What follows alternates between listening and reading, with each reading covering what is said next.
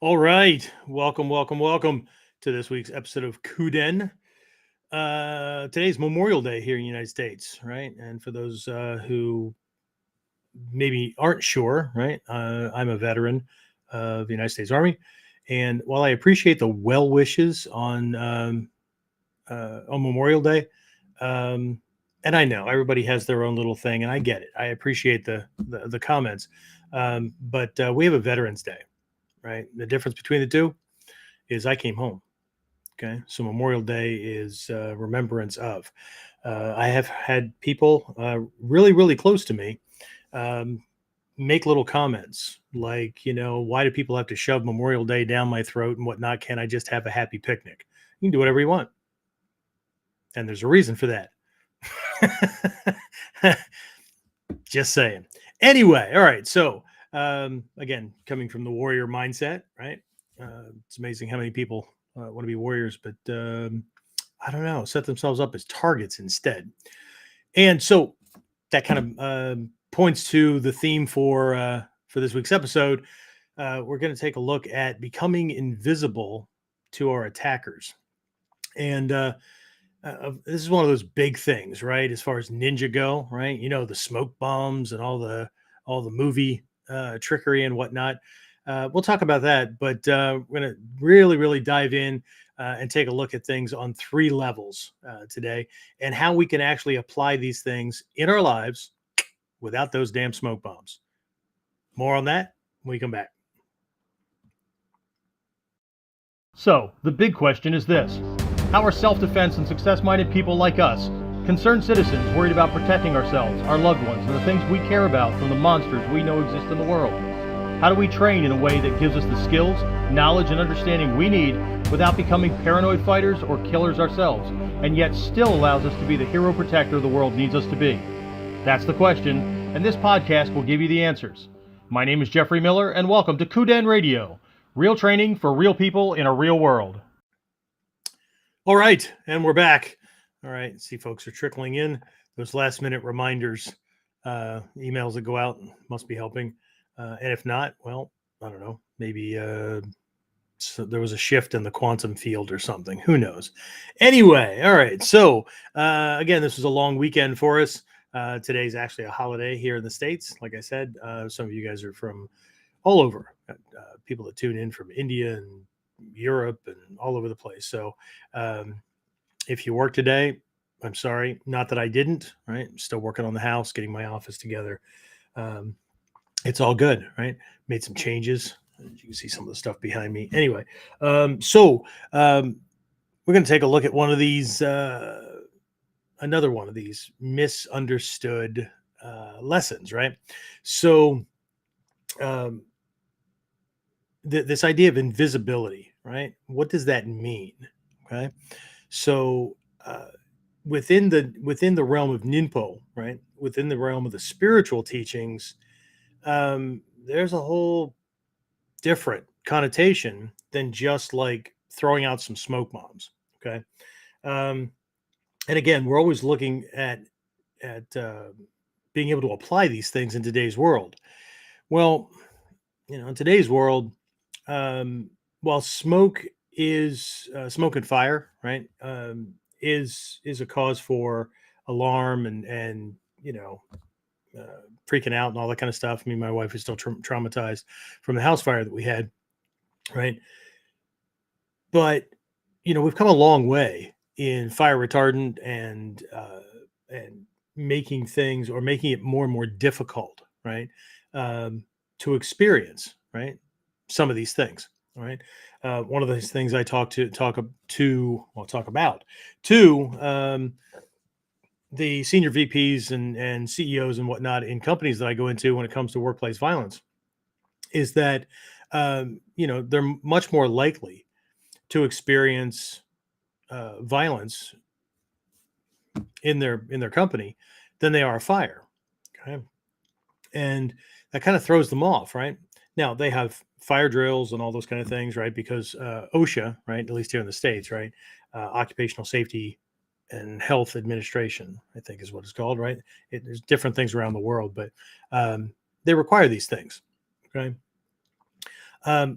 But this starts, right? The reason that we're so safe is it actually starts long before anybody runs a fire drill, long before fire, what do you call them? Fire, what the hell are they called? Fire extinguishers. There you go. Right. Are put in place. Okay. Those are the obvious outward signs. Okay. But it actually begins with the design of the new building. Right.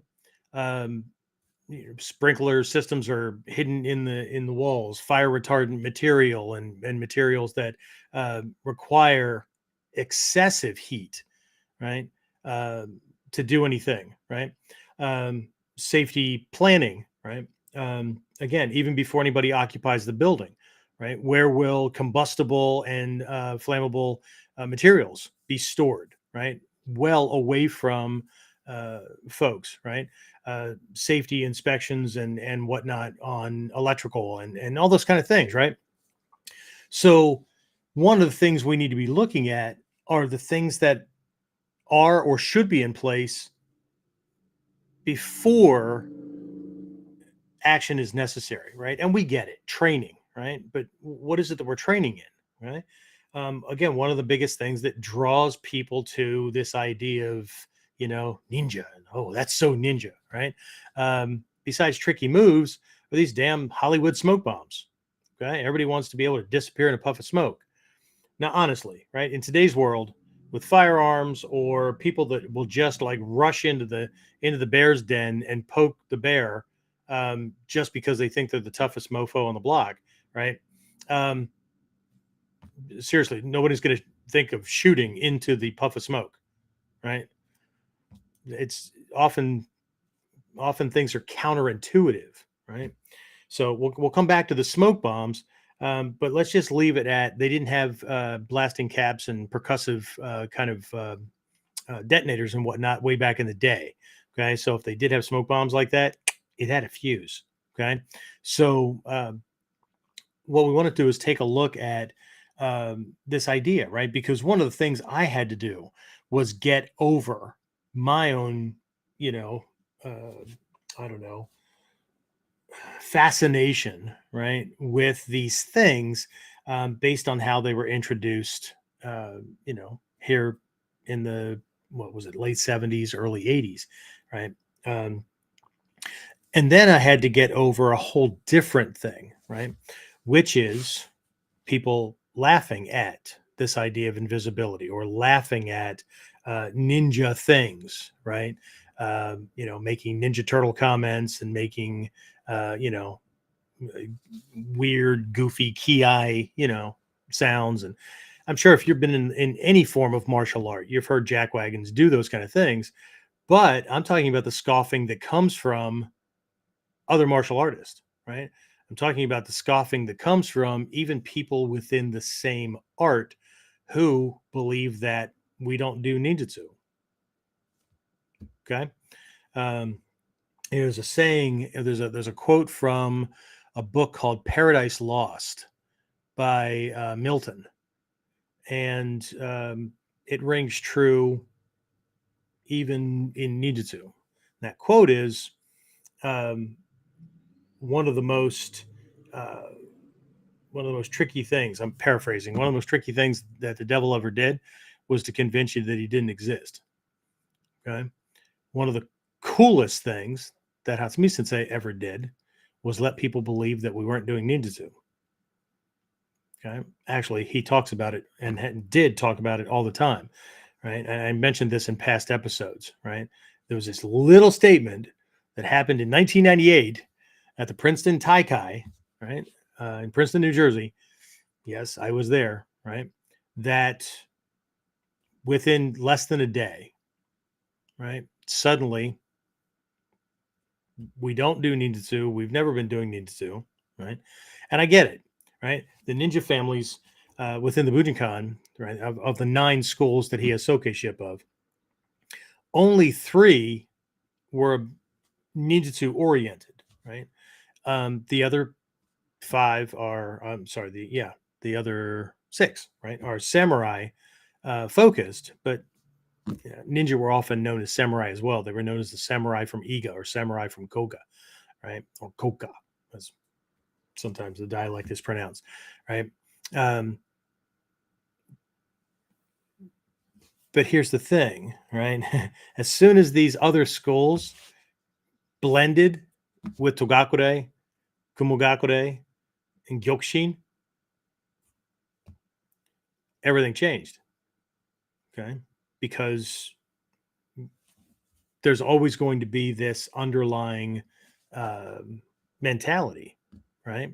That will create a different nature, right, to the original teachings in those samurai schools. Okay. So anyway, let's talk about invisibility, shall we? James, shall we talk about invisibility? Right. Um, again, I'm unpacking books, and I didn't have the forethought to grab the copy that I have at the academy. Um, but in the book by Stephen Hayes, Mystic Arts of the Ninja, right? I don't care what you think of them, anything like that, right? You can find other references in some of these other books. But at the tail end of Mystic Arts, there is a translation from one of the old scrolls describing the ability to be invisible in the eyes of the enemy, right? To be invisible in the eyes of the enemy. And this came from spiritual training, not from tactical or mechanical training. Okay. So we'll talk about that historically, right? But there's this kind of a high end or kind of the epitome of the goal, right? For invisibility. It's right up there with this other goal that's actually in Takamatsu Sensei's Essence of Ninjutsu, which is the attainment of Shin Shin Shingon. Shin Shin Shingon means the eyes and mind of God, right? It doesn't mean you become God. It means that you can see the way things work, right? Call it enlightenment, call it whatever you want, right? Wisdom, okay? But the ability to see what's going on behind the thing you're looking at, the activity, the object, the person, whatever. You can see the agenda, you can see the karmic chain of events, you can see the mindset that produces that thing. You can see, right? So, uh, but invisibility, right? If you can see something, if you know, right, what somebody's all about, if you can see what their agenda is, if you can see, um, you know, what they look for when they target their victims, right? That's half the battle, right? That's in Sun Tzu's Art of War, right? This goes along with all this other strategic thinking, right? When you're near, make the enemy believe that you're far. When you're far, make them believe that you're near, right? When your forces are exhausted or in need of replenishment, right? Make the enemy believe that you're ready for battle, right? When you're ready to pounce, right? Make them believe that you're not ready. All of these kind of things, right? They're all smoke screens. Okay. Um, and we'll get to this, right? Because we need to always approach ninjutsu from the three aspects of a ninja, right? The miwo shinobu, right?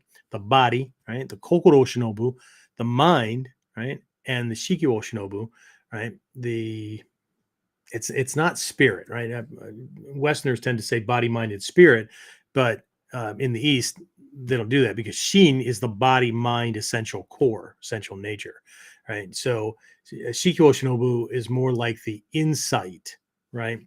That reconciles the two, right? The microcosm and the macrocosm, and understands the greater workings of things, right? It's not just intellectual knowledge.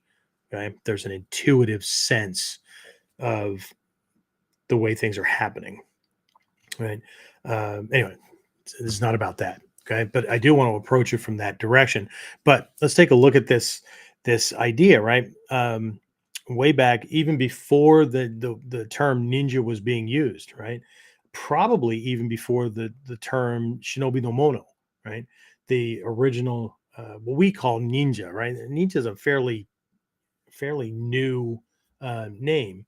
There were lots of names for ninja way back in the day, and if you ever can acquire one of Shoto Tanamura, right? Tanamura Soke's uh, student handbooks from the Genbukan, right? In the history sections, he lists a lot of these things, right? Um, but the Shinobi no Mono, right? The what we would call the ninja families, right? Um, Even before them, right?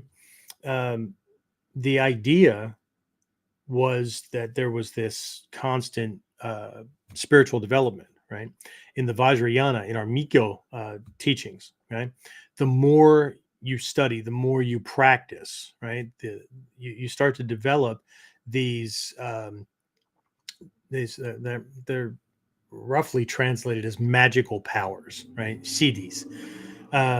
It's not that they're magical; it's that more and more of your brain gets activated, and you're able to see and do more things, right? Because you've dropped the limiting mindset that you were taught or that you've inherited or developed or whatever, right? And you're getting more and more adept at using abilities that we human beings have.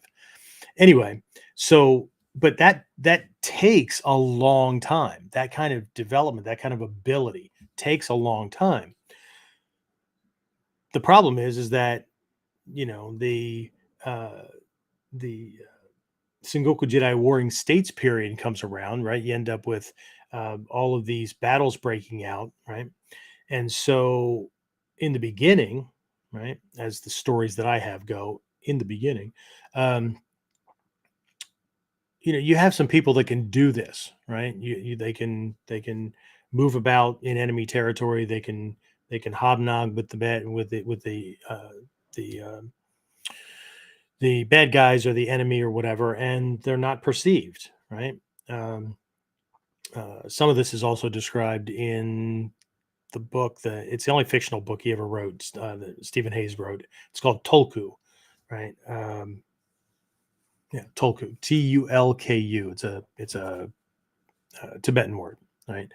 Um, anyway, so but when warfare came around, right, what you ended up with was a need to produce operatives who had skills much more quickly. Okay, it's kind of like when I joined the military, right? First 8 weeks of my military service was in something called basic training, right? And it didn't just have to do with them yelling and screaming at us and all those kind of things, right? It was designed to do several things. One, to teach us basic soldiering skills as quickly as possible, how to shoot, how to operate as a member of a team, all those kind of things, right? It was also designed to weed out those people who could not handle that kind of stress and pressure or would not operate as a member of a team. Okay, so and if you think about it, right, if somebody can't handle being yelled at, they're certainly not going to be able to handle like munitions exploding around them and people screaming and things like that, right? So anyway, um, there's this idea, right? Here are these things. So one of the things that came out of this period were the development of tricks and tactics and tools that allowed for people to be able to disappear, right? Um, you know, vanishing tricks and invisibility and things like that, right? Mitsubishi using smoke and fire to do everything from cover your tracks to uh, to causing panic and mayhem, right? Big words, right? Mayhem, right? So then while everybody's panicking and running around and crap like that, right? You can get in and do what you need. Okay. Um, the use of uh, superstitions that people would have had, right? About demons and whatnot. I mean, it was a very different world. Okay. Um, so again, being able to use these things because if somebody sees it or even thinks they're going to see it and they're going to run away screaming, right? Well, then you can pretty much do what you need to do, right? But it goes way deeper than that. Okay. But let's start there. Okay. Let's start with this idea of, well, actually, let's start even before that, right? Let's frame this. Okay. So again, from the perspective of being a ninja, right? We need to make sure that we're trained in all three aspects, or that we're training all three aspects of ourselves. But that's just one side of it. Okay. Just because we're training the body, training the mind, and training the spirit, right? That begets that there's going to be stuff to do in all these areas. And I get that. That's the obvious, right? The omote. The uta side of it is there's three ways to do every skill. Okay. Just let's say we're let's jump on kamai first, right? Or kamai evasion. Okay. Um, what is it that we're doing when we are shifting out of the way of somebody who's trying to punch, kick, grab, stab, whatever? What are we doing? Okay. We're neutralizing the force of the attack. Okay. We're rendering it moot. Okay. We're making him miss his mark. Okay. So everybody gets it when he's trying to stab me, punch me, kick me, grab me, whatever. Okay. But what does a psychological, let's say we're doing Ichimonji no Kamae, right? Physically. Okay. What does a psychological Ichimonji no Kamae look like? Okay. What does a spiritual Ichimonji no Kamae look like? Right. It's the same idea. Okay. So if somebody's throwing a bunch of punches and kicks at me, I'm behind this very secure kind of position, and I'm moving, and I'm neutralizing what he's throwing at me, right? I'm making him miss, right? Or if he does touch me, it doesn't do anything, right? I'm neutralizing the force of his attack, right? That's the principle. That's the concept, right? You can study moves all you want, but what is actually happening? Okay. Well, I'm stepping back this way and I'm punching his arm. Yeah. Okay. I get the step by step. Okay. But tactically, strategically, what are we doing? Right. We're neutralizing the force of the attack. Okay.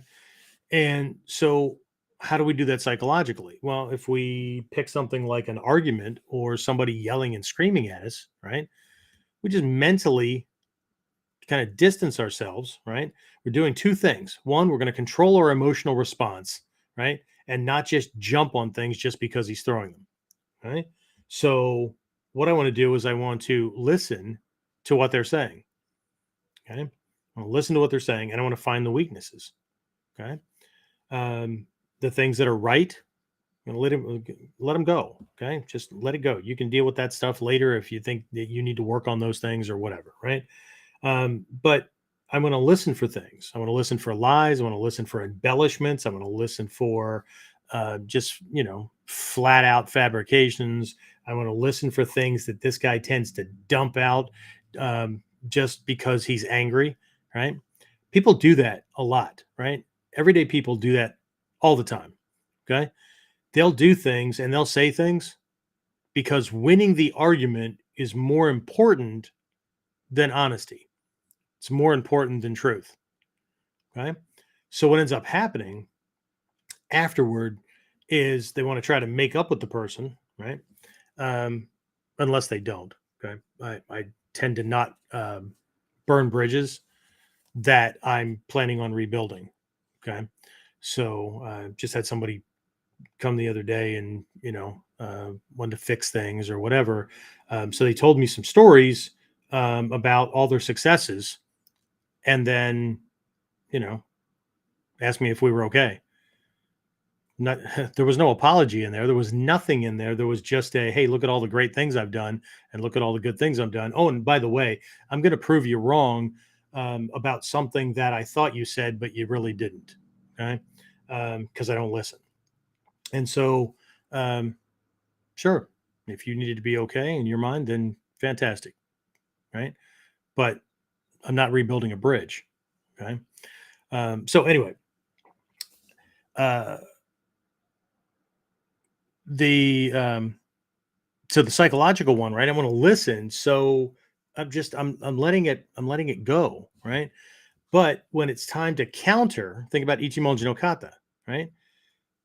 Once I catch him, right, and I've decided it's time to move in, I'm going to break his balance very, very quickly, exposing a target, and then just throw everything I've got at it. Okay. So again, shifting, neutralizing the force of the attack, right? When I have that opportunity, right, I'm going to catch him and then just full body weight, throw everything at him. Okay. So psychologically, I'm just listening. Okay. And either he's running out of steam or I have enough fodder that I can say, whoa, whoa, whoa, whoa, my turn to talk. And then everything I throw back will only target those things that they lied about, embellished, whatever. Okay. Not going to attack strong points. That's stupid. Okay. Runs contrary to Sun Tzu's Art of War. It runs whatever. Okay. So, now there's lots of other ways to handle it, right? But those are different tactics, right? Just, walk away from somebody, whatever. But what about a spiritual one? Okay. What about when somebody's, using love to manipulate or friendship to manipulate, or, you got office politics and those kind of things, right? Um, how do you get the idea, right? So it's the same thing with this invisibility thing. Okay. So if we approach the concept from the idea of the body, right? Hiding the body, not being a physical target, those kind of things, right?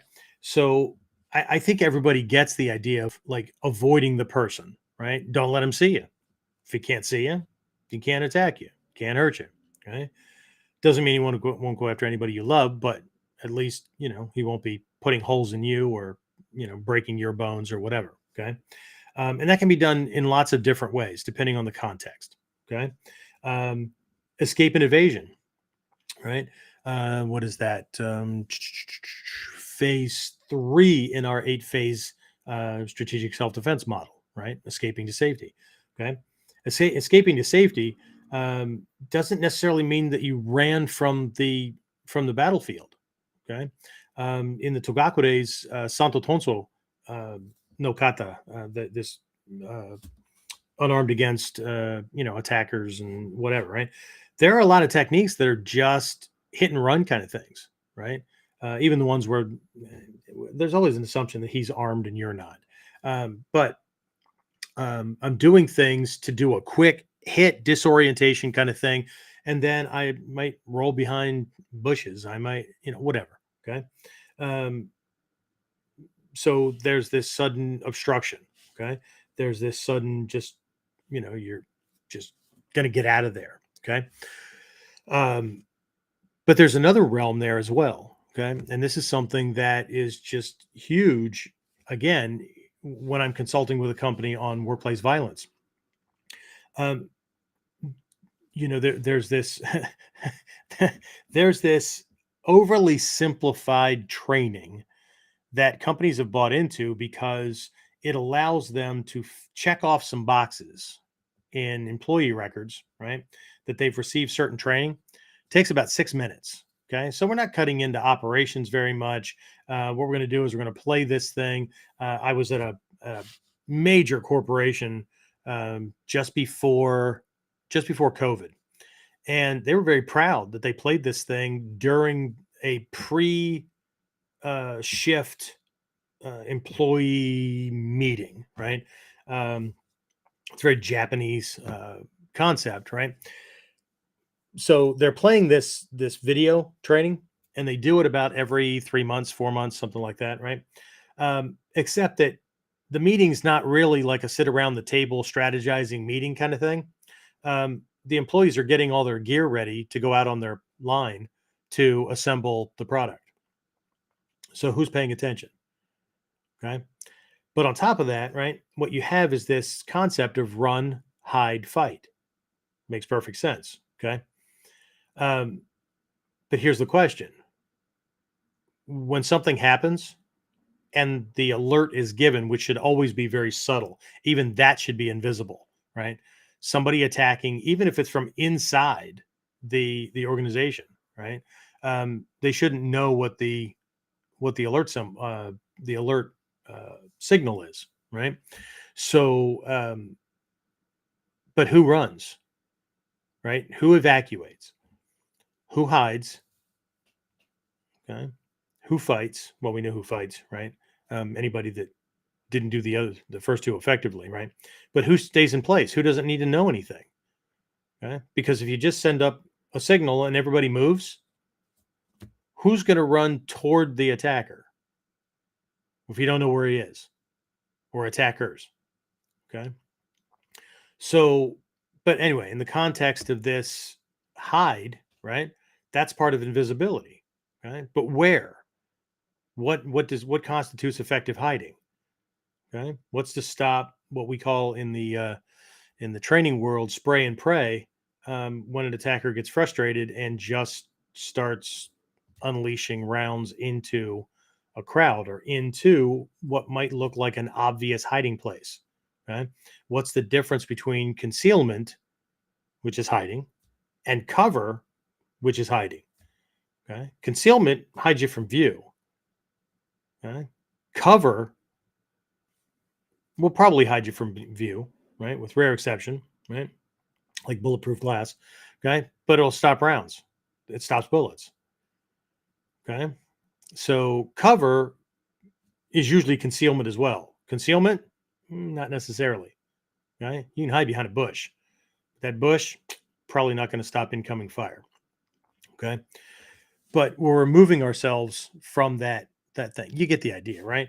Okay. And if you've been to if you I don't know done any similar training to me, whether it was in the military or law enforcement or security or whatever, right? If you understand what ghillie suits are and you've done that kind of camouflage and concealment work or anything like that, right?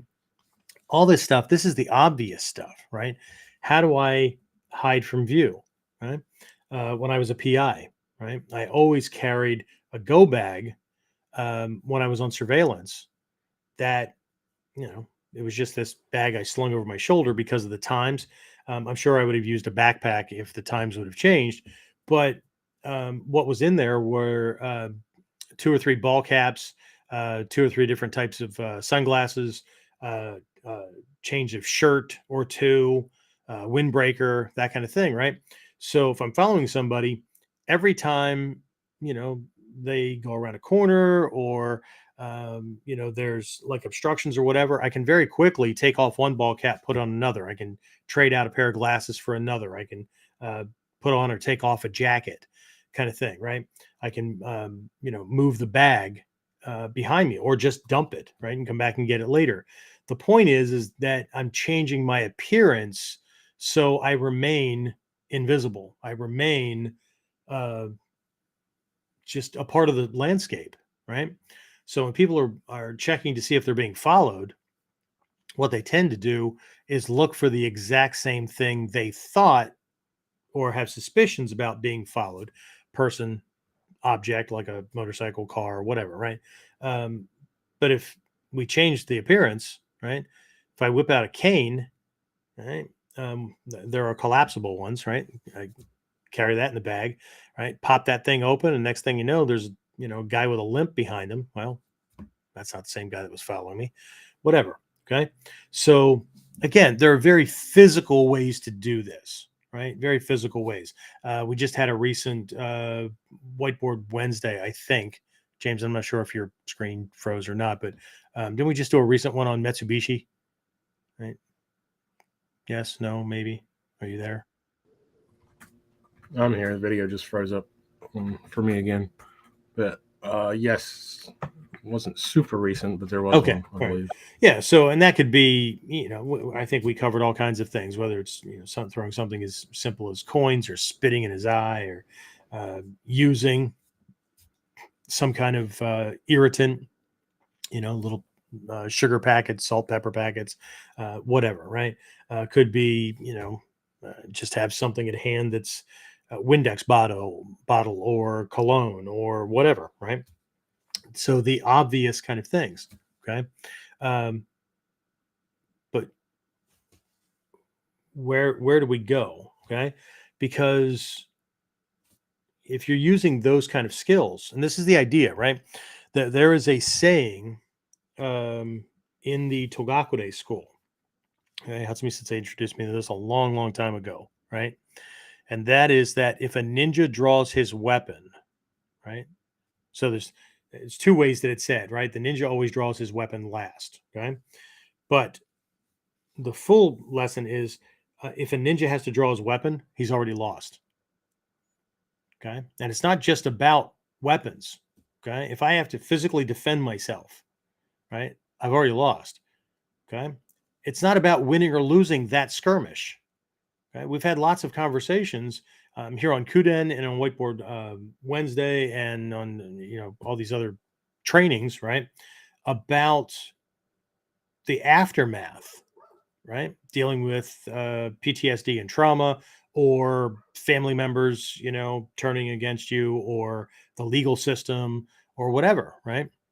So it's not about being the baddest motherfucker that exists and you're just able to win any kind of fight, right? Just because that fight's over doesn't mean the battle. It doesn't mean things are done. Things can get worse from there, right? So the ninja understood this, right? What about revenge? Okay, where this person, they know who you are, or they know what you look like, so now they're out looking for you, and if they can't find you, right? One of the things that caused me to leave certain undercover work that I was doing, right, was that the agency that I was working for would not guarantee the safety of my family. So I had a choice: no family, or I'm not going to do this aspect of law enforcement anymore. I chose the second, and I stayed in law enforcement, but I stopped doing that. Okay, because quickest way for a bad guy to get to you is to go after your friends and family. Right. So, and again, tough guys tend to not think this big. They tend to, and this isn't big at all. This is pretty freaking small and close to home, right? But they don't tend to think like this, right? Because all that matters is satisfying ego. All that matters is nobody's going to talk like that to me. They're not going to disrespect me, whatever. Okay, um, that's all right. They can do them, right? Um, but where we're going with this is not just revenge, right? You know what a vendetta is, and revenge and vendettas can come from two different places. They can come from the person, or they can come from their family and friends. Okay, how many shoulders can you look over? That kind of thing, right?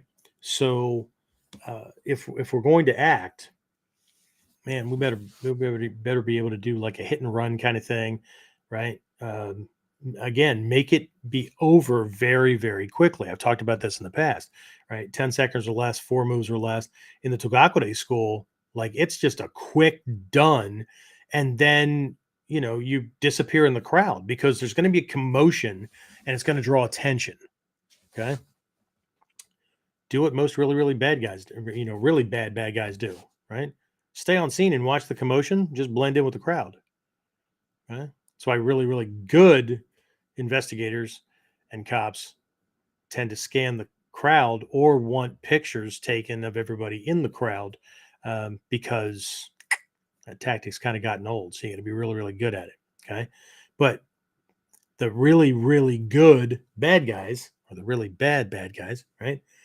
They know that if there's they know that cops know, right, that if there's a commotion, right, there's a major thing, and everybody's running toward it to do the rubbernecking and look and all that kind of stuff, and this person's walking calmly away from it or running away from it, that draws attention. Okay, so anyway, on this physical level, the question is, what draws attention? Okay, what draws attention? Right, so letting everybody know that you have a black belt draws attention. Okay, I draw a certain amount of attention. Okay, there's some neat balance going on in my life, though. Okay, yes, I draw attention because I'm a teacher and I'm putting out lessons and all that kind of stuff, right? But I'm also getting people to dismiss my abilities and my my knowledge, and whether or not I'm actually like anybody that, you know, triggers their macho defense mechanism, right? Because I'm old, I'm fat, and I'm bald. The bald is probably subjective, but you get the idea, right? I'm easily dismissed, and I'm okay with that, okay? Because again, from the physical standpoint, right? There's character traits that attract tough guys, bullies, right? Attackers. There's physical or not physical, yes, physical and uh, personal character traits that cause people to dismiss you. Okay. Um, think about somebody lying in wait to mug. My wife and I were just watching some stuff. There's a documentary, or I guess it's a documentary, reality TV show, whatever, right? It's about these guys. Their job is it's called being a stringer, right? For those of you who are superhero fans, right? That's what Peter Parker, right? The mild mannered guy becomes Spider-Man, right? That's what he was in the original stories. I don't know what the hell he is today because they keep changing the damn stories, right? But he was a stringer, right? What that means is he's a photographer that goes around and catches things happening, right? Uh, Robberies, bad things, whatever. And in LA, it could be just rain, right? Because when rain happens, it's like rain in LA is like snow. I think half of LA would die if there was a snowstorm. But rain in LA is like snow when I was stationed at Fort Bragg, North Carolina. Right, I swear to God, a snowflake fell out of the sky. Um, there were major traffic accidents. Right, um, it's not like where I live, where people are, where snow is what everybody learns to drive in at some point. Right, so, um, but what I was noticing, right? Again, my wife calls them cop eyes because I haven't been officially in law enforcement for how long, but a lot of these things are inner city shots, right? They're in Hollywood, they're in wherever they are, right? And watching people walk up and down down the street. Okay, so where my mind starts to go, and because I was thinking about this episode, right? Um, what constitutes a good target for a mugger? Okay. Now, most people, right, on the obvious, on the omote side, most people would say somebody that looks like they've got something worth stealing, right? They've got money, whatever. Okay. And it'd be good if they look like they were lost.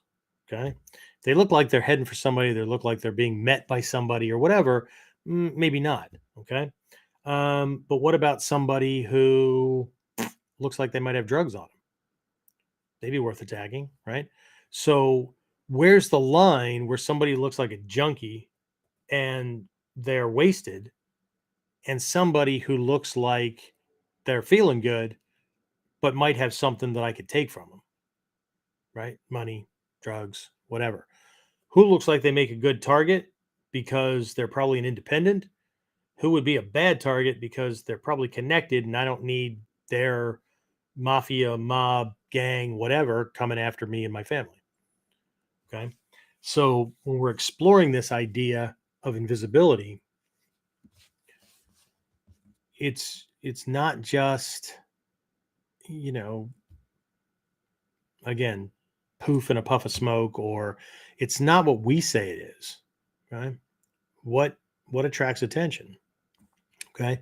And that's really right. Stealth is about first and foremost understanding what makes noise, what stands out, what gets attention. And then you approach how to neutralize those things, how to minimize or neutralize sound, how to not stand out. You get the idea? Okay. So, James, is this clear? I mean, am I making sense? Do you get this? Yeah. Anybody, any comments or questions so far?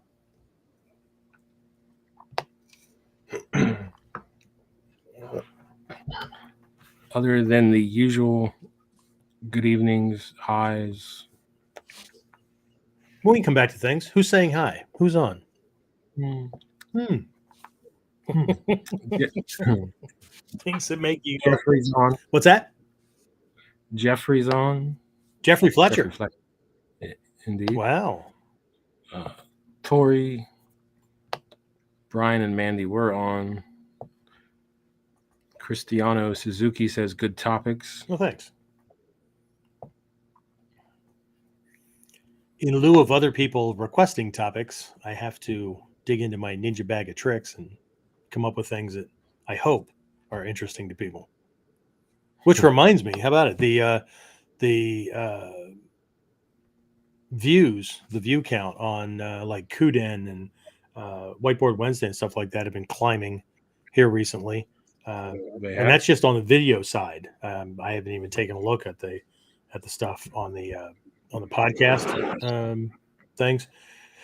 But I just started also clipping little highlight videos out of different full things, because I know you guys cutting out an hour and a half or 2 hours sometimes of your life to be on for these things, right? I know that can be a lot. So I don't know where people have the time. Like all of our best students probably over the last, not best, but I mean the ones that are like uber committed kind of thing. How about it, James? What, 9 out of 10 of everybody that comes to us that way says they binged watched KUDEN or Whiteboard Wednesday or whatever for like all the episodes or almost all the episodes. And I'm like, man, holy crap, they're going to make a great student. Look at all the time they have. So anyway, okay, cool. So anyway, so let's keep moving with this, right? So when it comes to invisibility, right? A personal character trait that may or may not, again, just like we have to understand what creates attention, what makes noise, right? If we're studying stealth from the perspective of noise, then the first thing I got introduced to, and the first thing that my students get introduced to, is the idea, not the idea, right? The physics concept of friction, right? Because that's what makes noise. Okay, two surfaces rubbing across each other. Okay, and being that sound, those waves, right, being detected by the human ear, or vibrations, right, being picked up tactily. Same thing with what gets attention, what causes, how do things get affected by the eyes?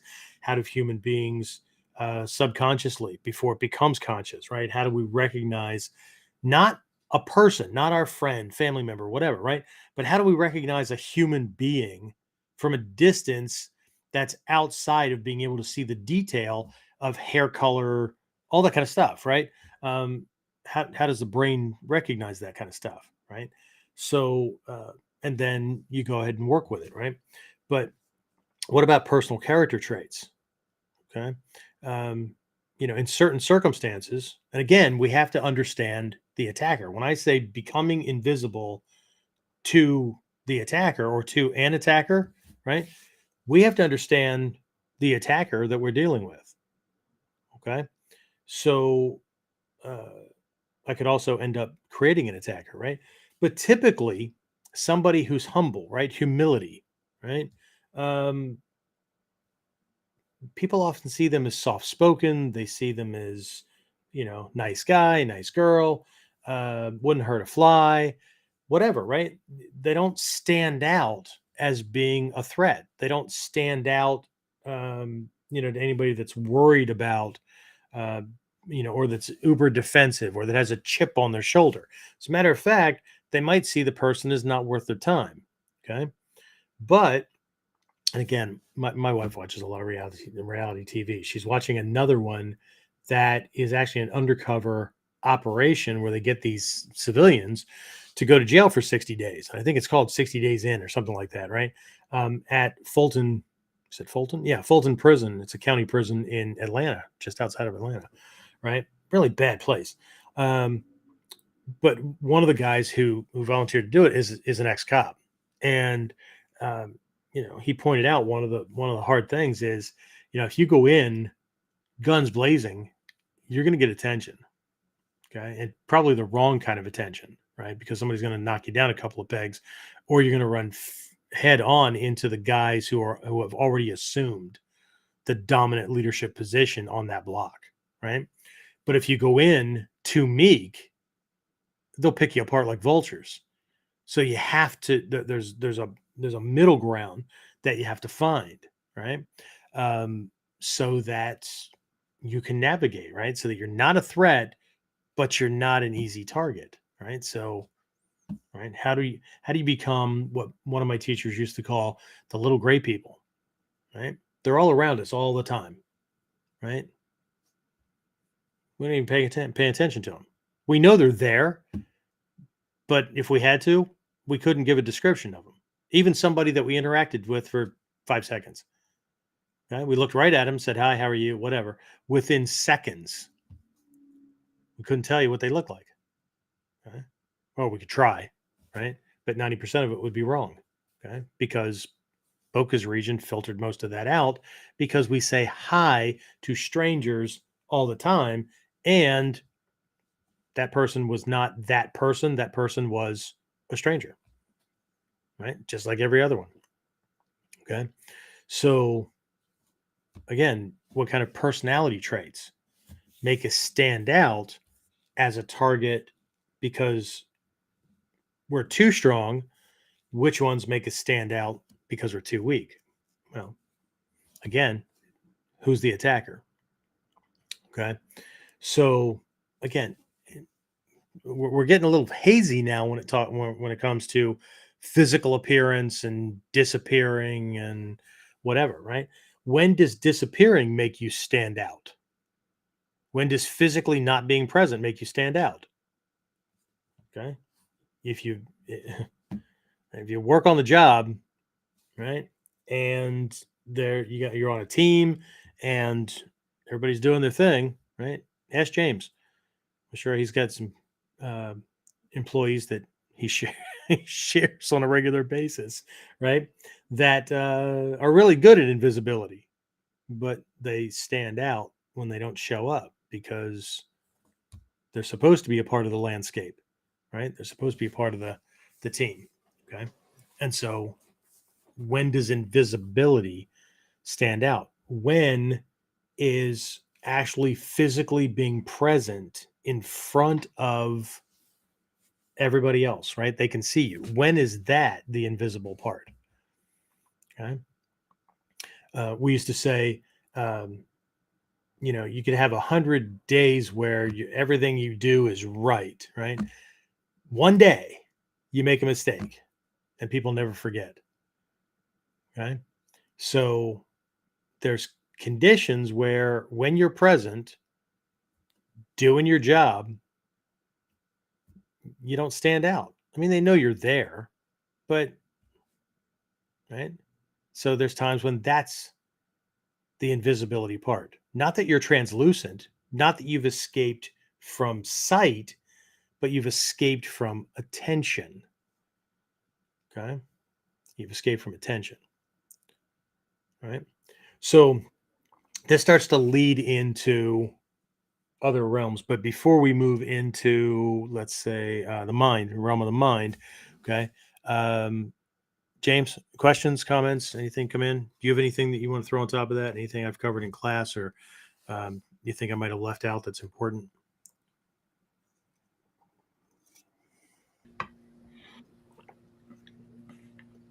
The only thing that's come in is I'm not sure exactly uh, what topic was exactly. Tori said provide some video and a few PowerPoints, but Provide some video and a few PowerPoints. Tori, if you could clarify on that, that would be awesome. Because And your intent at the moment is invisible to me. Sorry. and Dave Fletch says howdy.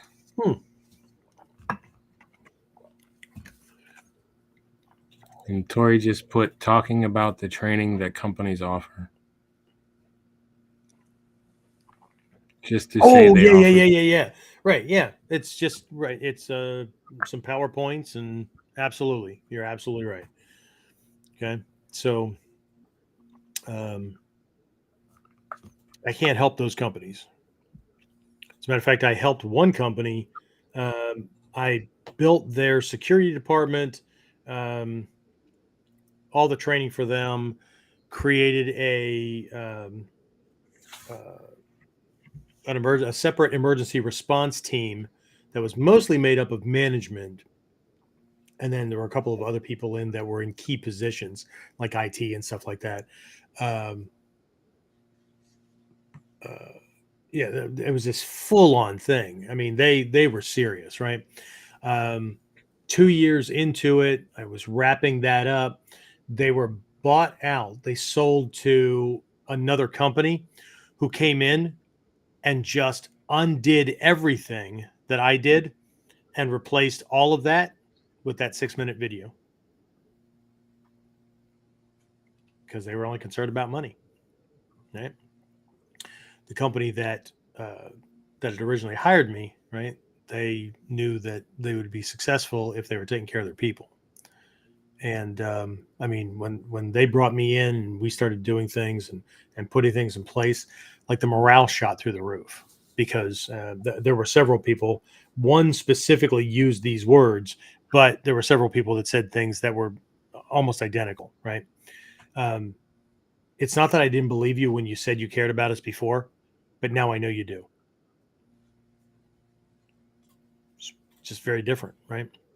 As opposed to let's throw something in there so we can check off a box, right? Anyway, so okay, so let's jump into the realm of the mind. Okay.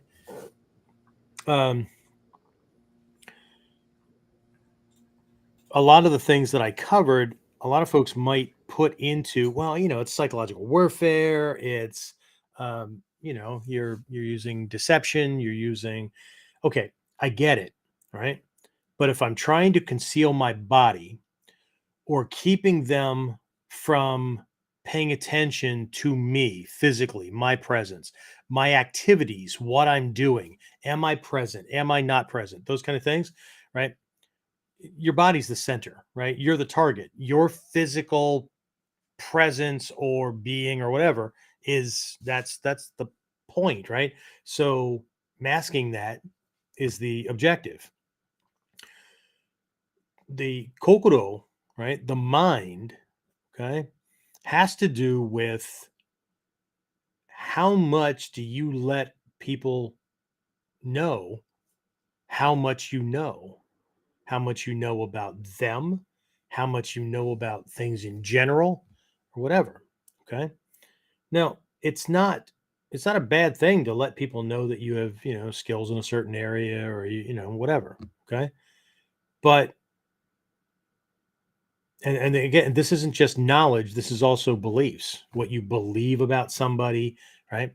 Okay. And this goes to, right, if the first part was about body, right? Okay, think about the Sun Mitsu body. How do people know what you know? Yes, they can see you performing skills and things like that, right? But generally speaking, when it comes to just knowledge itself, how do they know? It's what comes out of your mouth. Okay. So, how much do you say? Okay. How how clear are people about not just what you know, but what you believe about yourself, other people, whatever's going on? Okay. Um, One of the lessons I learned a long time ago was, and this comes out of Sun Tzu's Art of War, you keep everyone, right? ever so slightly off balance. That's not just enemies, it's everyone. Okay. And part of that invisibility or part of that masking, right, is being unpredictable. Okay. Now, I promise you, once you start seeing things differently and having a whole storehouse full of options, and you're not just a one trick pony or a two trick pony for everything that you do, right? You develop assessment skills and you take it more into account than just surface value things. You don't just make snap judgments. You take a lot of the spiritual stuff into consideration too. Like one of those lessons is you make every difficult decision, right? You make that decision as though it were really easy, as though it were really simple, right? And you make every simple decision as though it would be life changing. Okay. So, what do you want for lunch? Right? If you're taking into account what your diet's like and what you just had over the last day or two, how that's going to affect your digestion, what your ultimate goals are moving forward, right? It's not just always the same thing, the same way. You're trying to keep your system in balance, all those kind of things, right? Okay, let's see. It's going to take a little bit, right? But you know, you're going to go buy a car. Okay, yeah, I'll take that one. Do you have it in red? Fantastic. I'll take that. Dude, that was a major, yeah, but my decision was not about how much. Of course, it's going to be in the realm of can I afford that, whatever, okay? Because I already know what my finances are. I know what my budget is. I know what my monthly payment, it can't exceed this, how much I'm willing to pay for a given car. Mine is on transportation. My focus is on why I'm going to get the car. Okay. Now, if I were a different person and it was on ego stroking, right? And I want one that's gonna freaking turn heads so quickly that they risk whiplashing themselves. Well, then the one on the lot that does that the most, I'll take that one. Okay. Because the transportation thing isn't life altering. The diet's life altering. Okay? And I know I look like I don't have a good diet. Until people walk in my shoes or visit me or go along with me to my doctor and whatnot, then we can have a different conversation. I get it. I carry extra weight. I got it. Okay. And we'll stop right there. Anyway, you get the idea, right? So when it comes to the mind part, right? How much do you let out? How much can someone second guess you?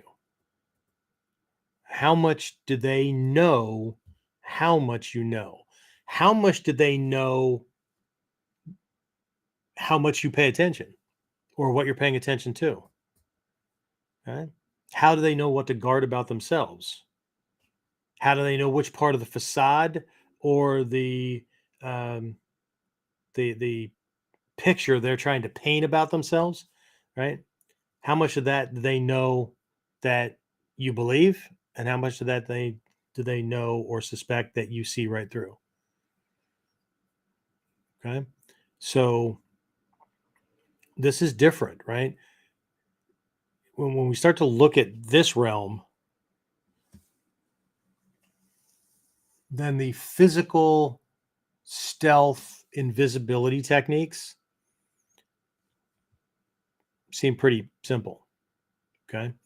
Because it's not necessarily psychological warfare.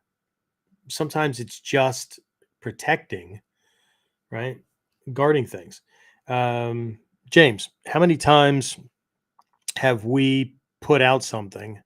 I've done, who knows, a whiteboard Wednesday. I've published an article. I've put out a program, right? Either online or locally in our area that people aren't copying within a couple of days to a couple of weeks.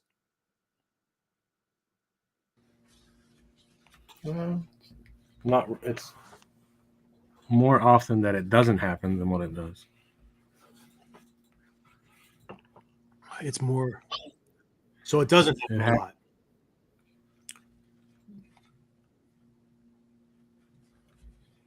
It does happen a lot. I'm sorry? Yes, it does. It does happen a lot. But are they actually duplicating the program, or are they duplicating what they think the program is about? Right. It's just usually a general idea of what they think that they saw that you're doing. Yeah. Definitely not the same, just an idea. Right. But I mean, somebody's, not the first time it happened, but we had a martial arts school locally a bunch of years ago, right? I started a program for 4 to 6 year olds. And I know most instructors don't want to teach kids that age or whatever. Why would you do that, right? Ninjutsu is for adults. Really? Again, people not reading their history. Right? So when did Ninja Family start teaching kids? When they were old enough to run around and play games. Okay. And that's the format of the games, right? Our little kids do very little in the way of self-defense as most people would define it, right? They're certainly not doing fighting, and they're not doing it against each other, right? They're working their skills against adult coaches and helpers, right? Evasion, tricky little maneuvers using body weight, leverage against like knees, defenses against pickups, right? And I mean like clawing eyes and kicking guts and stuff like that, right? And just screaming, right? Teach them a danger yell, help, help, this is my mom, help, help, this is my dad. Why that? Well, because that gets attention. Okay. What's invisible? Well, it's slightly annoying, but then you forget about it within 5 minutes, right? Is kids screaming in a store. No, put me down. I don't wanna go, whatever, right? What do you think? Man, slap the kid or slap the parent, but either way, stop that noise. Nobody comes running, right? There's a kid screaming, help, put me down. Nobody comes running. Okay. How many people would come running if that kid was screaming, this is not my mom, this is not my dad, right? That person would have a hell of a time going anywhere, right? Which is also why we teach the children, don't use this against mom and dad or grandma and grandpa or uncle or whatever, right? Because, especially if it's your parents, right? You are not going to want to go home with that person who just had to spend a half an hour explaining to the police or proving to the police that you really were their child. Okay. So I make them make promises, right? You're not going to use this, against mom and dad or whatever, right?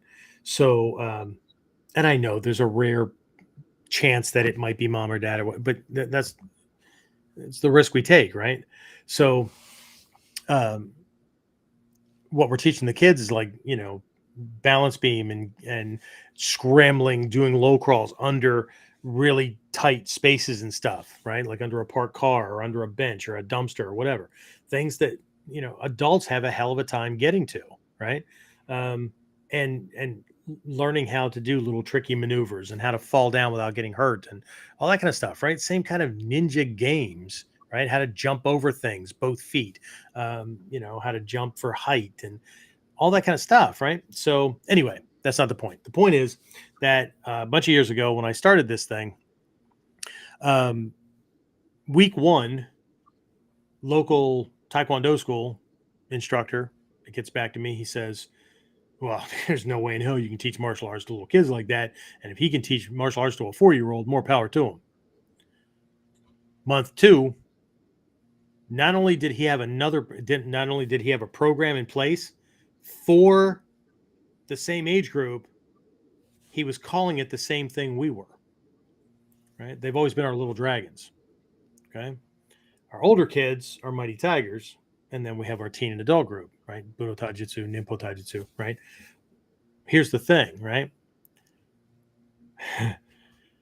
He called his little dragons because we called ours little dragons.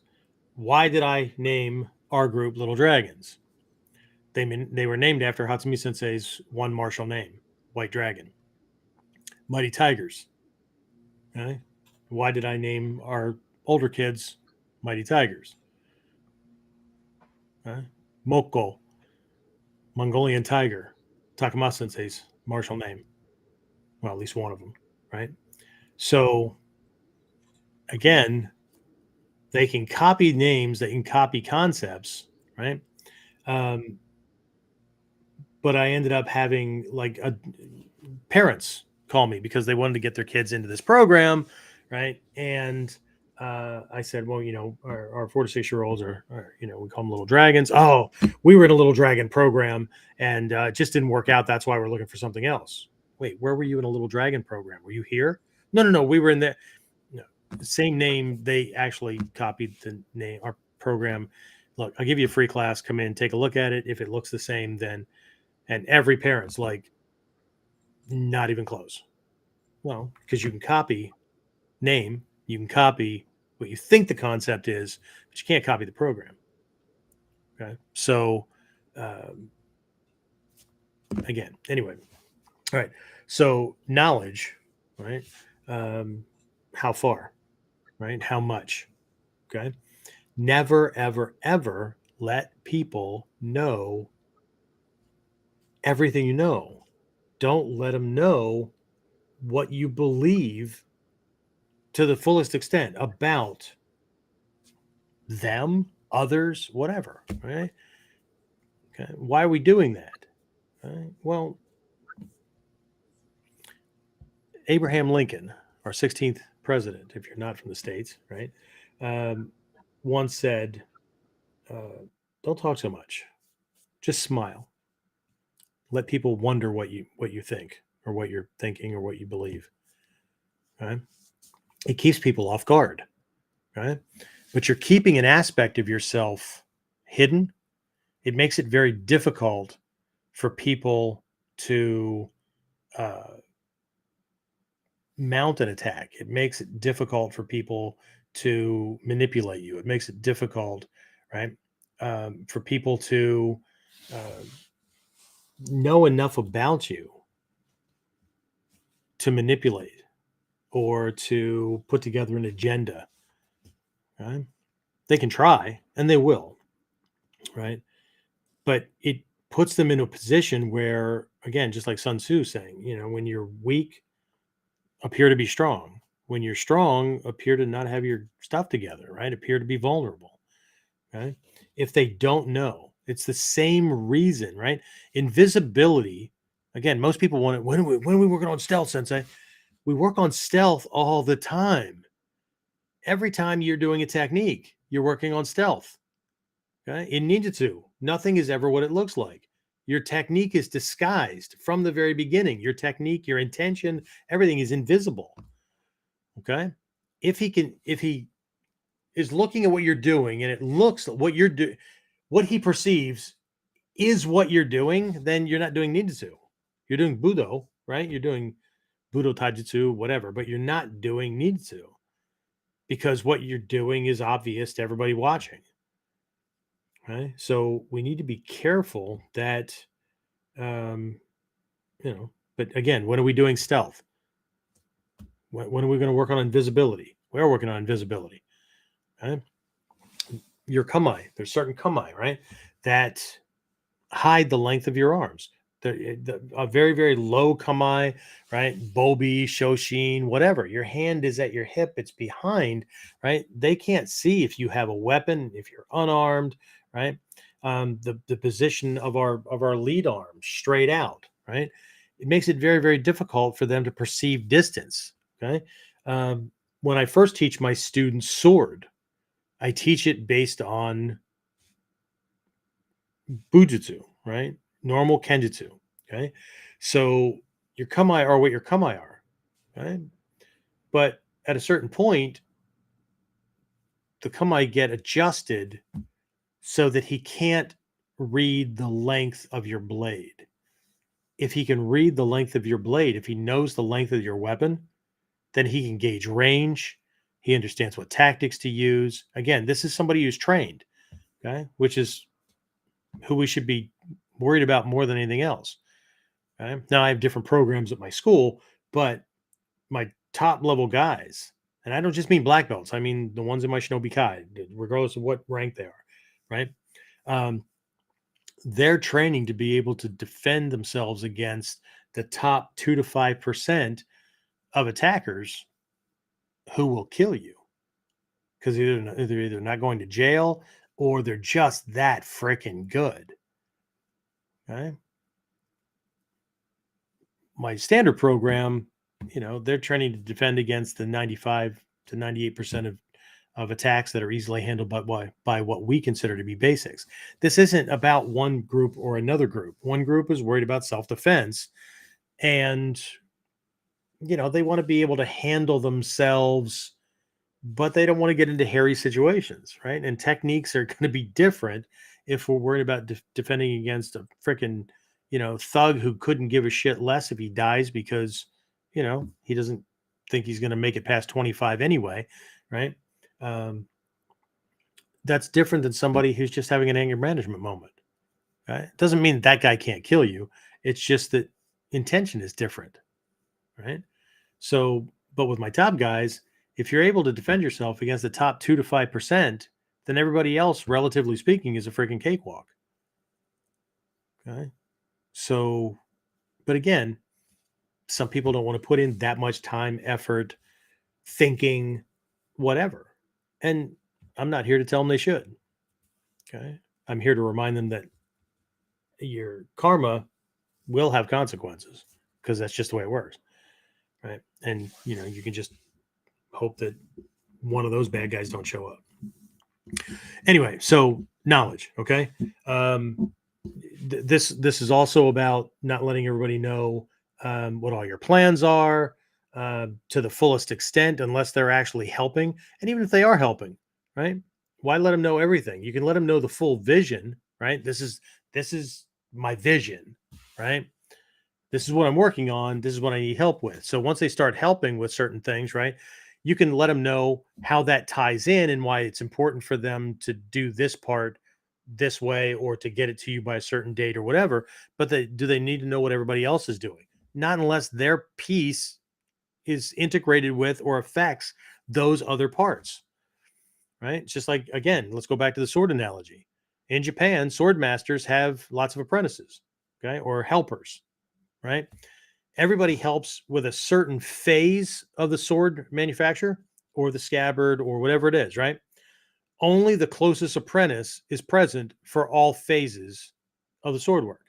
Some people only know that it needs to come out of the kiln at this color, and here's the proper technique for hammering this thing into one part of the shape. Other people are brought in to do other parts of it. Somebody else only does a scabbard. They have no idea how they have a rough idea how the sword's made, but they're not present for it or whatever, right? Because the sword master keeps that. It's always separated. Okay. So it's different, right? But this goes to plans. This goes to, whatever. Okay. And this also, I think this would be a good time to talk about the attacker. Okay. Attackers are not always people who want you to die or beat, break, or kill you. Not in the conventional sense.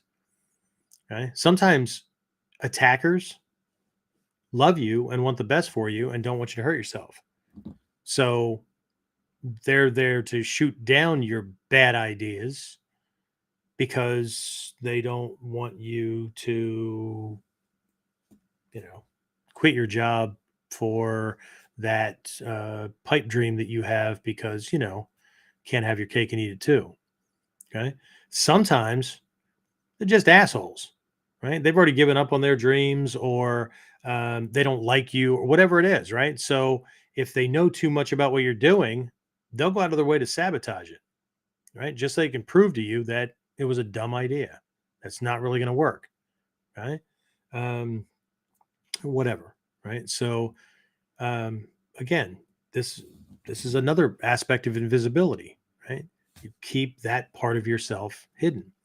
And then because of time, I'm just going to jump into the last one, which is your intent, right? This leapfrogs off of the plans and things, right? But what are you all about, right? Who are you as a person? Okay. What really does it for you? What are your likes, dislikes, those kind of things, right? This isn't knowledge, right? This is me. This is my core essential nature, right? Um, what are my passions? What are my what are my fears? Okay. Any of these things, right? Physical, mental, spiritual, for lack of a better word, right? Anybody that harbors ill will for you, depending on the attacker type, right? Um, the more they know about you, the easier it is to harm you, right? So again, fears, nobody needs to know them. Passions, I only share those with a couple of really, really close people. But I also understand that they could use those against me if they need to. But I'm not a one trick pony. They're not my only passion. Okay. Some people, I've had people over the years, we talk about, controlling oneself and not being easily goaded and those kind of things, right? Well, that's my problem, sensei. If somebody says something, I just can't not step up. Well, then you're easily manipulated. No, I'm not. Okay. If you can't not operate out of whatever that habit pattern, that tendency, whatever that anger response, all somebody has to know is what they are, and they can trigger them. The fear, the anxiety, the anger, whatever it is, right? The lust, okay? Which is why, it's important to understand and train with um, the 5 needs and the 5 weaknesses. Okay. From the ninja no uge perspective, right? Out of the 8 gates, ninja no uge is deception and manipulation, influence, right? Control, right? We understand these things, right? And we can identify them, right? Because we know if we give someone what they need, right? If it's a need, they can't help themselves, right? If it's a weakness and you offer to do that thing for them and relieve them of that hardship, okay? See, do you understand why my teachers taught me a long, long time ago? Once you understand this stuff, both from the Mikyo side and from the Ninpo side, right? Once you understand this stuff, there's nothing and no one you can't have, which is why both sides start off with a very, very deep level of deep moral and ethical base. Okay, because otherwise, this stuff can really be abused. Okay, the good part about this whole thing is that most people aren't willing to put in the time, effort, energy, and study to get really good at it. Okay, it's too much work. Okay, it's too much work. Okay, which is what keeps 95% of the art invisible in and of itself.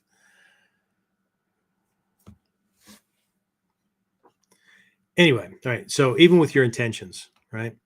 Because people will try to sabotage things, they will try to, whatever. And this is not pessimistic, right? I'm talking about people, attackers, okay? But let's not forget that, attackers are not always acting out of malice. I know the word attacker itself sounds, negative, but if someone's coming at you to stop things from happening or to prevent you from doing things or whatever, it's an attack. Okay. When I teach anti-bullying tactics to kids, right, we have to break bullies down into 3 aspects. For those of you who know me, for those of you who have been following Whiteboard Wednesday, right, episodes, only because I'm trimming these things down for everybody, right? Episodes 3 and 4, there are part 1 and part 2 on this Gyoko Ryu. Well, it's not just Gyoko Ryu. It's in all these different lineages and shows up in different ways, right? But it's this 3 and 1, 1 and 3 concept. So bullying as a thing, right? And this is a Miko thing as well, right? Bullying is a thing, right? Um, can you come up with at least 3 different types of bullies? Because they all operate differently. And there's a cool thing that you need to understand. I've been talking about this all along, right? What kind of attacker are we talking about, right? What does that attacker look for, right? Because if he's looking for certain things and I don't present those, then he won't target me. Okay. So we'll just talk about bullies here for a quick second, right? And bullies come in all ages, so don't think that I'm talking about a kid's thing. Okay. So there are physical bullies, right? These are bullies that, well, let's go to childhood, right? If you don't give me your lunch money, I'm going to beat you up. Okay. If you don't do X, Y, Z, I'm going to kick your ass. Okay. If you do X, Y, Z, I'm going to kick your ass. Okay. Um, they know physical violence, and that's what they use as a tool. Okay. So if their target is worried about being beaten up, which is why we train in martial arts and self-defense, right? So that we're not as susceptible to those kind of people, because I'm okay with mixing it up. I'm okay with dealing with things, right? You have psychological bullies. Okay, these are the ones who do name calling. They talk about how you're dumb, or they go out of their way to regale you with their psychological prowess and to show you how much they know about given things, and just make you feel like you're just completely like a moron, because you can't keep up, right? And then you have the uh, I call them spiritual bullies, right? And I don't mean they're using religion or whatever, right? They attack the heart. Okay, this group, right, um, uh, often leaves you wondering: was was I just was I just attacked, or was that me? Right? Did I just misunderstand that, right? Because they're using weapons that most people would never consider to be weapons: friendship, love. Okay, here's an attack from one of these bullies. If you really love me, or if you were really my friend, you would XYZ, or you would not XYZ. Now, not to be confused with, like, if I'm in a relationship with somebody or whatever, and with my wife, right? I don't just ad hoc go around telling other women, wow, you're really beautiful, right? Because that diminishes that word to my wife. If I call everybody babe, if I call everybody, or if I tell everybody they're beautiful, then it doesn't mean as much when I tell her, right? I'll use different words. I'll use other things, right? Wow, that's really nice dress, right? But whatever. I'm not going to go, wow, you're a knockout. I tell my wife that every time she dresses up to go out with me. Okay. So why would I do that? Right? It's not the same thing. Okay. But these are people that when they want something, because remember, bullying is about, and it doesn't matter if it's physical, psychological, or emotional, it is the application of force to get what the attacker wants, regardless of what happens to their victim or anybody else. It's a one way thing. Okay. So to be clear, if I'm on a team and one of the members is not pulling their weight, and I go, look, dude, over the last several weeks, you haven't turned anything on time. The team depends on this. Get your shit together or get off the team. That's not bullying. He was mean to me. It doesn't make it bullying. Right? Nice talk is not always nice. And mean talk is not always a bad thing. Okay. I think, at least here in the States, I can't speak for the rest of the friggin' world, but people have lost touch with that. Right? It's like, shit, if we don't act like we're dealing with 6-year-olds, then there's a problem. Well, you can't be a warrior that way. Warriors take on hardship. Warriors do hard shit. Okay?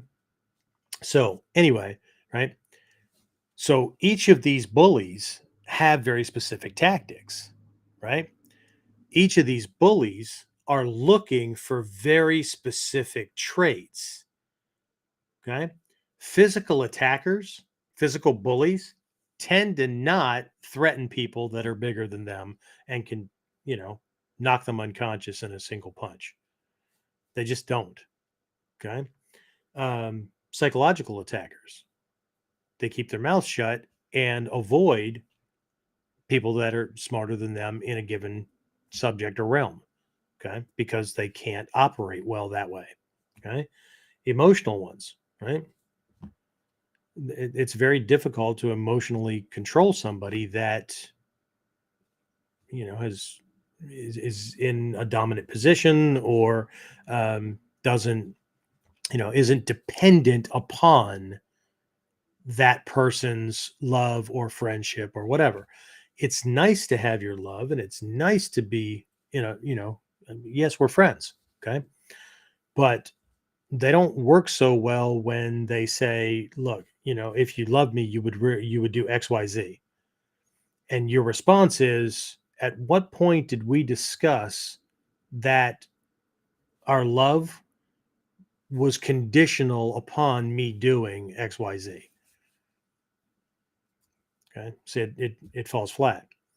But the UDA side of this is that physical attackers, right, don't get into psychological or emotional battles with people because they tend to be weaker on the psychological or emotional thing. Bullies lean into their strengths, not their weaknesses. Psychological ones don't go calling names and or insulting somebody's intelligence who either they need their emotional support or love or affection or whatever, or that can punch him in the throat and is willing to punch him in the throat. They don't do that. Okay. And the emotional ones, right? They don't attack people who are emotionally cold, distant, because it doesn't work, right? Again, they lean into those kind of things. Okay. So anyway, so what does that have to do with invisibility? Well, again, invisibility is the opposite of attention. If someone's coming at you, not only have they identified or think they have identified weaknesses that they can exploit and that play into their wheelhouse, right? But that you're an easy target. They've cut you from the herd. It's the truth of self-defense, right? Nobody attacks, right? The even lions and uh, lions and tigers and bear, right? They don't attack the fastest, the strong, the whatever, right? They cut the weak ones from the herd. It's an easy lunch. Okay? It's no different. Okay. So invisibility is the study of what gets attention. Okay. Because we're going to do the opposite. But again, what's the attacker? Who's the attacker? Anyway, all right. So I've been at this long enough. James, who's any questions or comments come up? Again, I know a lot of you. You're typing things into the chat things. We learned a long time ago I should not have those things up on my side because we've had people hijack it, and then I have this urge to want to reach through a screen that I can't reach through and have a conversation with somebody. Anyway, questions, comments, complaints? No questions. So it was a waste of time. No questions. Tori threw out 2 comments. First one, terrorists use distraction by causing an incident to draw responders to it, but that's when they attack again. And second one, speaking of skills, I was hired as an IT director for a school district. I voluntarily enrolled in first aid and CPR. My recruiter responded and said, let the school admin know because it is a good skill to have considering the school environments today.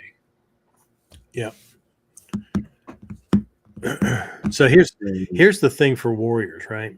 Because the cool thing about the Bujinkan is that we have ninja schools and we have samurai schools. Okay. There's a need for both, right? There's times when I'm on security details where I'm doing security and I want people to know that I'm armed. Now, does that set me up as a target? Absolutely. Okay. So I'm probably not going to be the only security during that time, right? But there's also a time when, you know, I don't want anybody to know anything. Sorry, James, you were going to say something. What was it? No, I was just going to other comment. Okay. There's two other ones. Alfredo said Happy Memorial Day from the Miami dojo. Oh, cool. Thanks, man. And Dave Fletch says thanks for doing these podcasts.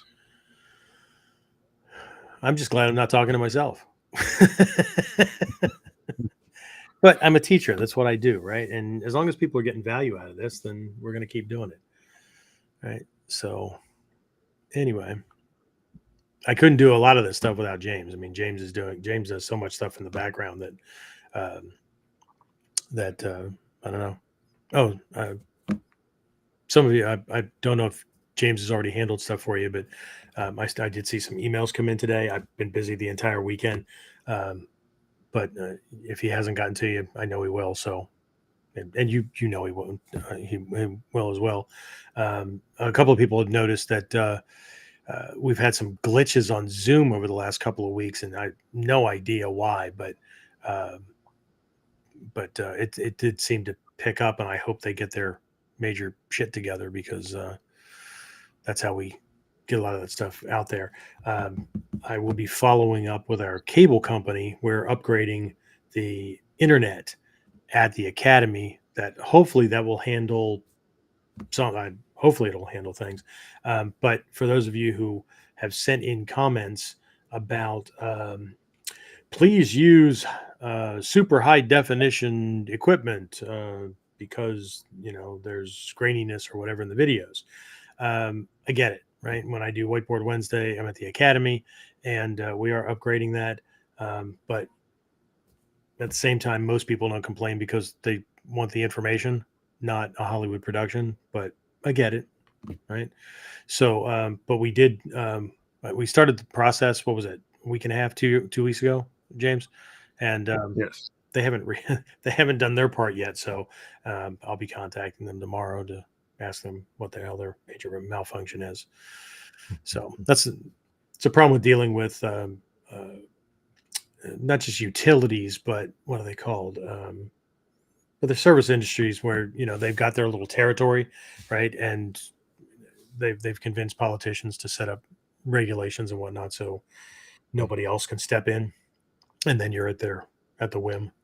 So if I could set up my own, satellite internet, whatever, and I had the money to do it, I would do that. But since I can't, then we're all trying to just do the best we can with what we have. Anyway, any other questions or comments before we wrap up episode 160? What are we on? 162? Is that right? Yeah, we are 162. No, that was it. That was it. All right. So for those of you who did not get the information or did not have the time to jump on or whatever, this week we'll also be releasing the recording of the Japan trip information meeting that we had, where I kind of explained, how our trips are different and why, and what all's involved, regardless of whether you can, do it this year or not.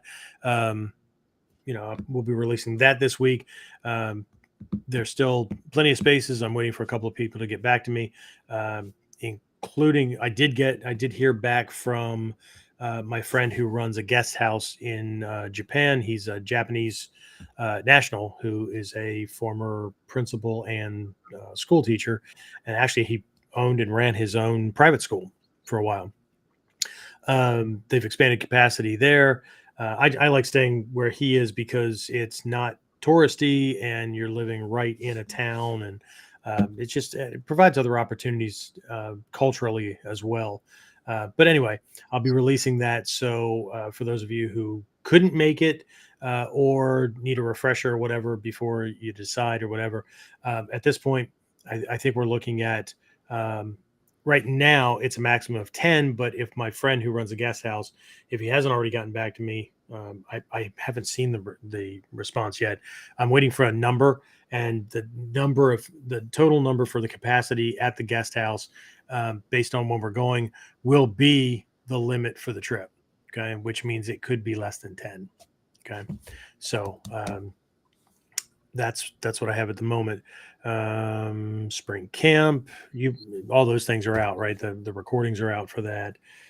Yes. And that was a pre-order only kind of thing. Fall camp has been rescheduled. The Japan trip has been rescheduled, all that. So if you go to onlineninjaacademy.com/events, I think all that stuff is updated. Is that right, James? It's all updated. Yeah. Yes. Okay, cool. Yeah, so you can get all the updates for that. The Daikomyo side was not rescheduled. It's the dates are the same. So hopefully we'll see you guys at some upcoming training. Those of you who are in the 37 Fundamentals program, we're trucking along, right? We're coming up on week 4, class 4, so of a 10-week. Hopefully, well, it might go a week or two after that. So anyway, it's all good. All right, so let's go ahead and wrap this up, and I will talk to everybody again next week on KUDEN. Get more of KUDEN Radio, subscribe through your favorite podcasting site, or join our clan of serious modern warriors at onlineninjaacademy.com.